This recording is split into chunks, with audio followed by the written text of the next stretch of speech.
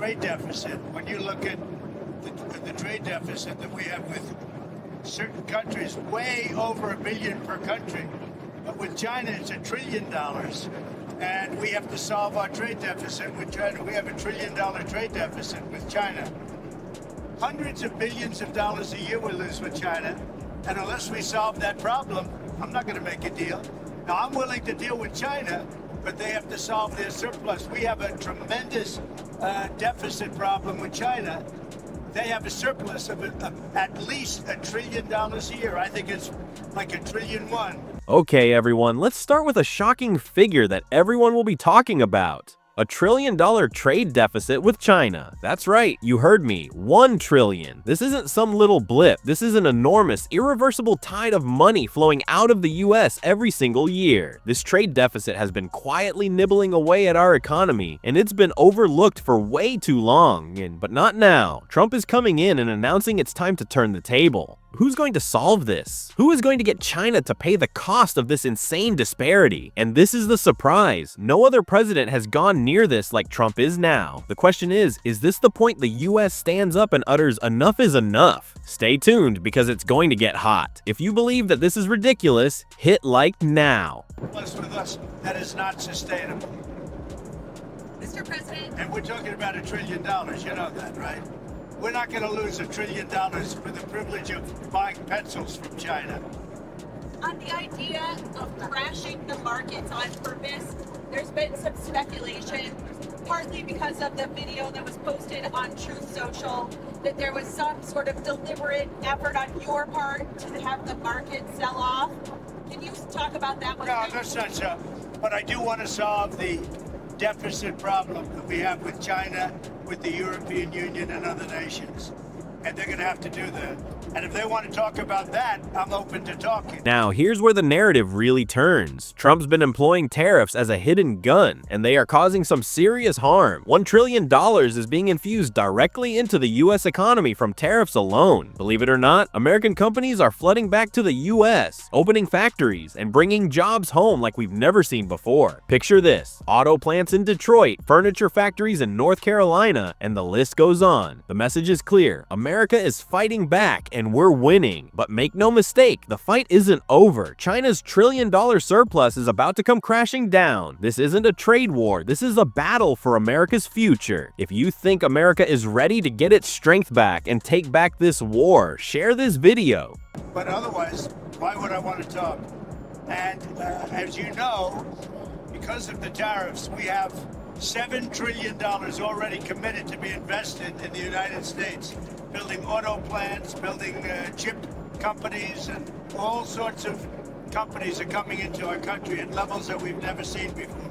Biden had nothing coming in. This was a dead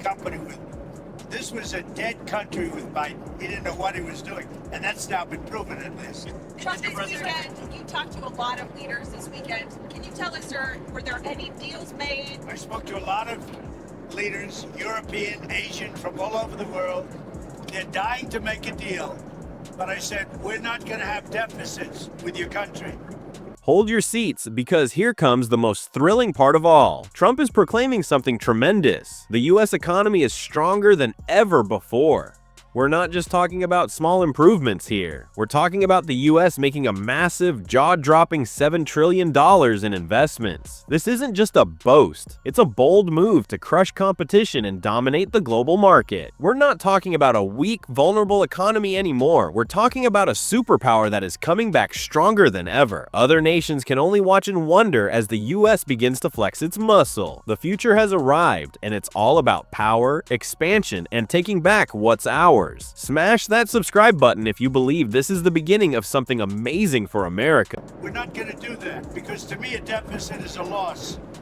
We're going to have surpluses, or we're at worst going to be breaking even.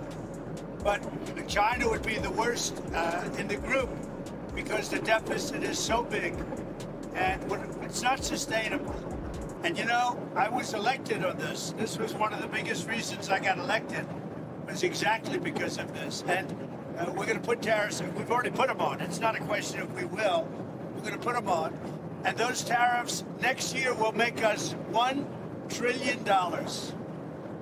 In addition to the $1 trillion, thousands of companies are going to relocate back into the United States. In North Carolina, already furniture people are starting to move back in.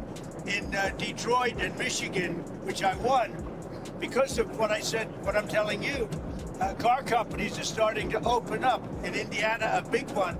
And now we turn our attention to Europe. For years, they've been living large at the expense of the US. But no more. Europe has been freeloading off America for far too long. We export them our food, our automobiles, and what do we receive in return? Nothing. They don't import our farm products. They don't purchase our automobiles. Instead, they steal what they want and continue to make huge profits. But guess what? Trump isn't accepting that anymore. He's imposed huge tariffs on European products, and they're beginning to feel the squeeze. They've been free riding on American labor for decades, but the moment to pay has arrived. What do you have to say about Europe's selfishness? Leave a comment and let's discuss how they've been exploiting the US for way too long. Take our cars, they don't take our food products, they don't take anything.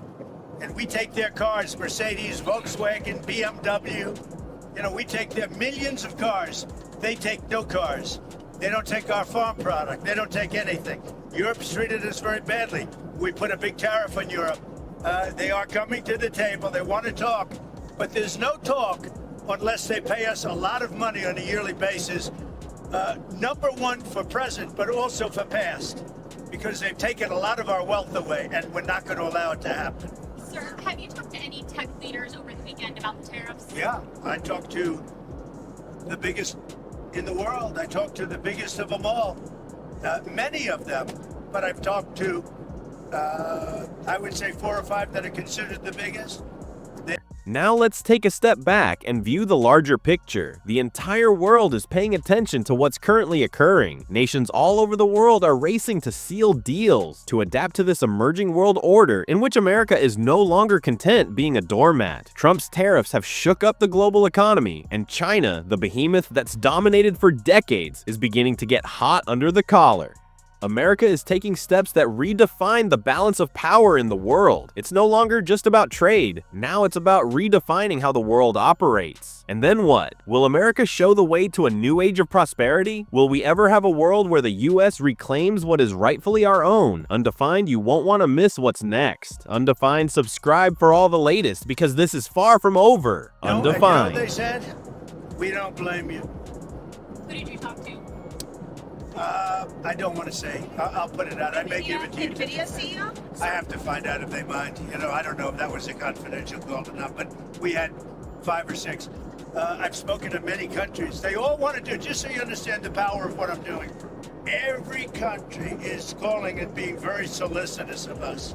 Very, very nice. They're being very nice. And we have to be able to justify. This is not sustainable.